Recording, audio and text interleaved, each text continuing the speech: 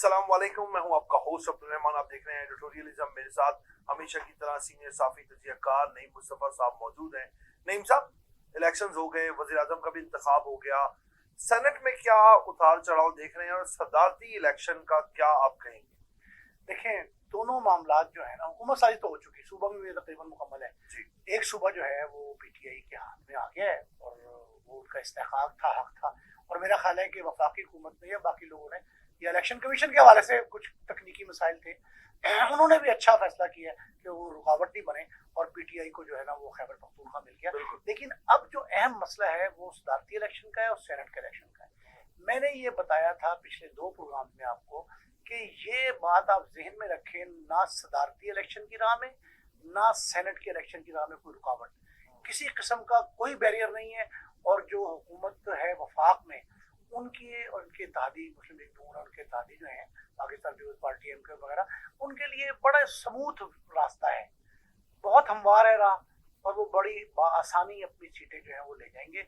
सदर मुमलिकत के लिए आसिफ अली जरदारी साहब जो हैं वो फेवरेट कैंडिडेट हैं और मतलूबा तादाद भी उन्होंने पूरी कर ली है।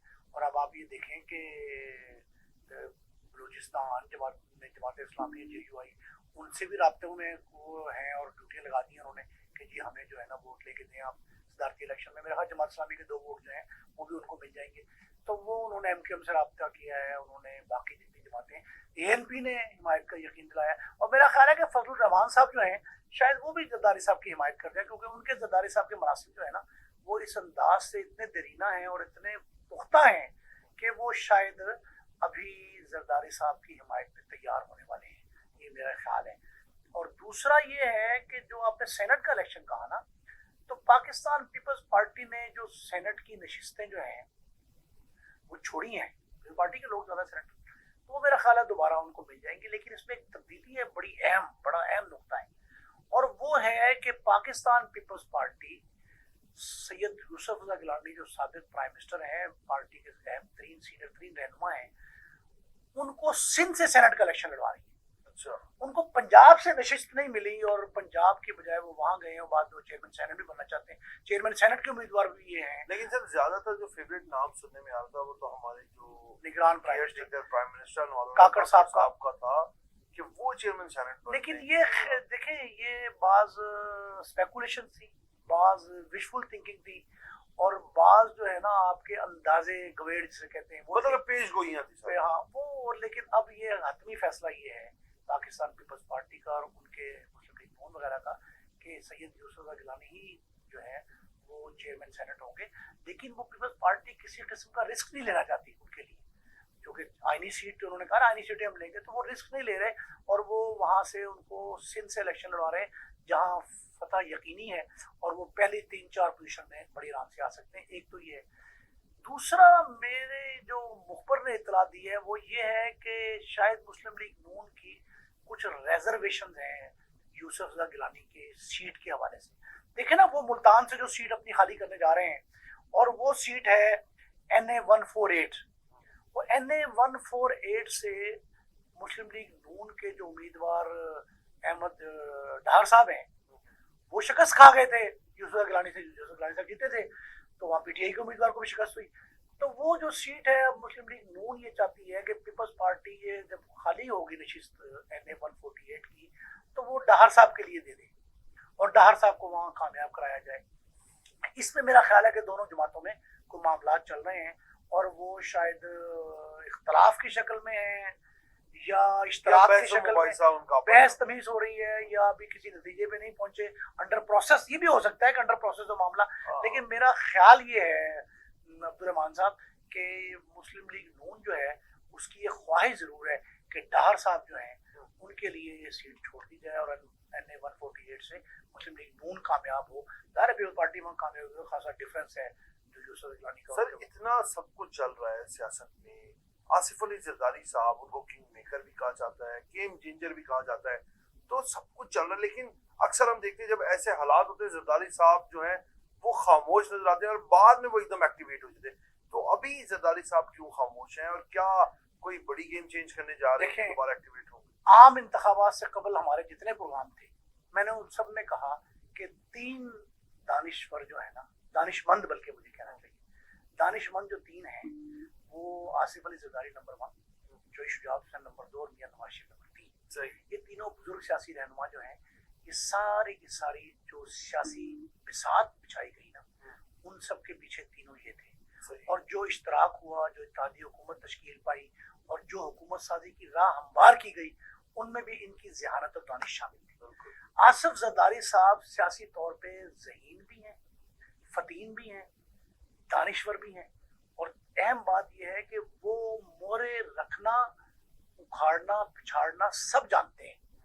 और वो जो कहते थे ना कि एक जरदारी सब पे भारी, उन्होंने ये साबित किया है अपने दानिश के जरिए कि वो सब पे भारी हैं।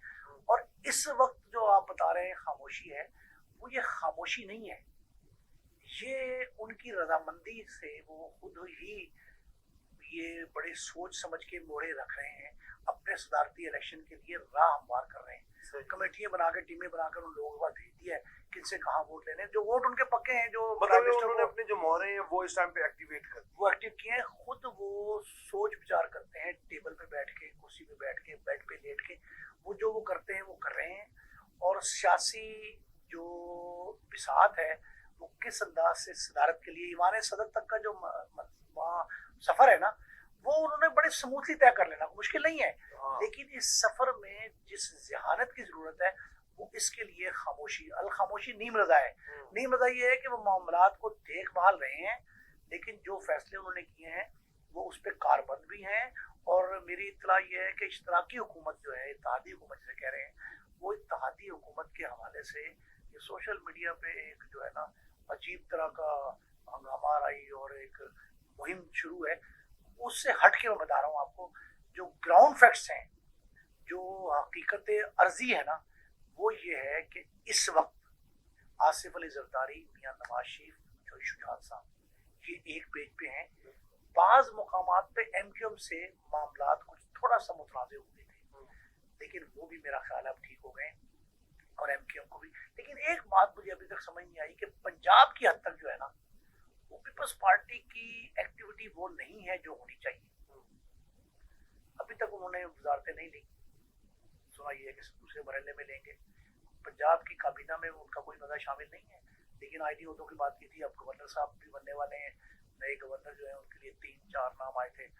जो पहले कैंडिडेट है सबसे, वो कायरा साहब, दूसरे जो है नजीम हसन चान है, और तीसरे जो मखदूम अहमद महमूद है, और चौथा एक और नाम आया है आसिफ हाशमी साहब का, सैयद आसिफ हाशमी, मतलूका वक्फ मलाक बोर्ड के चेयरमैन है, उनका नाम भी आ गया है। अच्छा सर, मेरी एक मतलब कि आप ये कहने की शायद मेरी अपनी सोच है या मेरा अपना एक आइडिया है कि कायरा साहब और सैयद आसिफ हाशमी ये दो बड़े कैपेबल पर्सनैलिटीज हैं।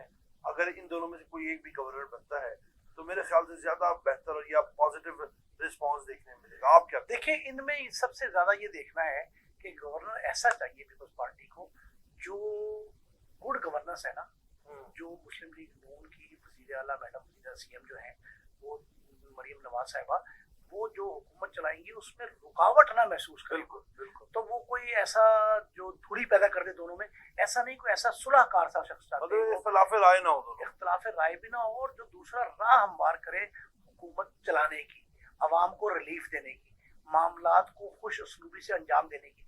इसके लिए वो जरदारी साहब ज़ाहिर है सोच समझ के लगाएंगे, और वो मेरा ख्याल है कि समझते हैं कायरा साहब जो है ना ज़्यादा बेहतर है, और कायरा और आसिफ हाशमी साहब का भी नाम पूरा निकल सकता है, कोशिश में वो भी लगे हुए हैं, और कोशिश तो जरदारी साहब ने ही फाइनल करना है या बिलावल ने करना है। इस हद तक जो है ना ये 4 नाम आए हैं, लेकिन मेरा ख्याल है कि अगर काबीना में शामिल हो जाए ना पीपल्स पार्टी सूबाई काबीना में, तो ये ज्यादा बेहतर होगा और रिजल्ट ओरिएंटेड भी हो सकता है, सर ये आवाम को रिलीफ देने के लिए। सारी सियासत की जो है उतार चढ़ाव चल रहा है। सुप्रीम कोर्ट की जानिब से भुट्टो केस के बारे में बड़ा अहम फैसला आया है, और पीपल्स पार्टी की जानिब से बाकायदा इजहार तशक्कुर मनाया गया। दाता साहब के बाहर भी पीपल्स पार्टी के चंद रहनुमा और जो उनके जियाले हैं वो जमा हुए। आप क्या बताएंगे इस बारे में? देखें, भुट्टो केस का फैसला जो है ना, उस पर भी हमने जब फैसला आने से 3-4 रोज पहले प्रोग्राम किया, और मैंने उसमें कहा था कि ये जो ट्रायल हो रहा है, ये सदारती रेफरेंस के हवाले से, ये जो ट्रायल है भुट्टो केस का, इसमें सुप्रीम कोर्ट ये वर्डिक्ट देने वाली है। मैंने कहा था कि ये ठीक है, उन्होंने सजा का तयन नहीं किया, लेकिन जुमला उन्होंने क्या दिया कि भुट्टो ट्रायल जो है ना वो शफाफ नहीं था। एक बात तो उन्होंने मान ली, देखें पाकिस्तान का सबसे बड़ा इंसाफ का फोरम है supreme court of Pakistan. Chief justice Pakistan की सरबराही में बेंच ने जो ये फैसला दिया, वो ये कहते हैं कि फैसला कलदम भी नहीं हो सकता और तब्दील भी नहीं हो सकता। अब भुट्टो साहब फांसी चढ़ के अमल दरामद भी हो चुका है उस फैसले पे, लेकिन ये बहुत बड़ा सवालिया निशान छोड़ गया है और ये क्रेडिबिलिटी का मसला है अदलिया की।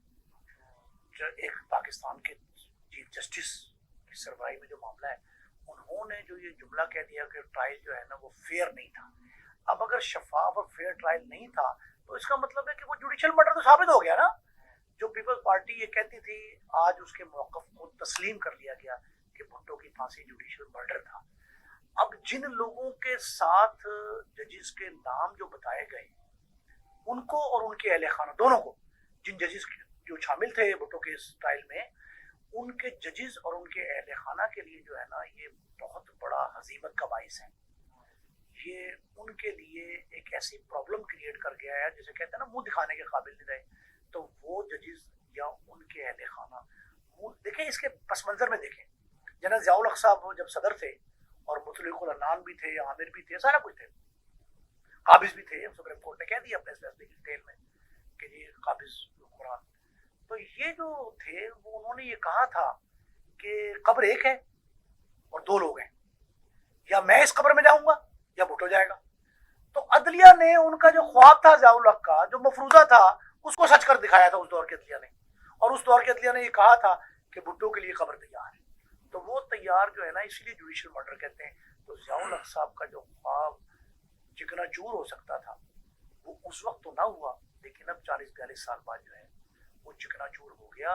और चिकना चूर इस अंदाज से हुआ कि पाकिस्तान के सबसे बड़े इंसाफ के प्लेटफॉर्म पर ये वाज़े तौर पे कहा गया कि ट्रायल शफाफ नहीं था।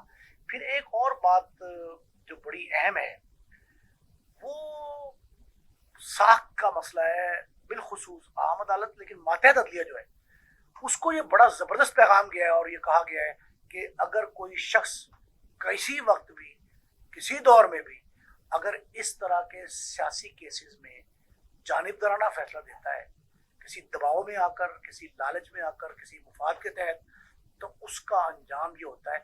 मेरा ख्याल है कि आइंदा कोई भुट्टो जो है ना वो अदालती हुक्म पर इस तरह फांसी नहीं चढ़ेगा। एक बात तो ये।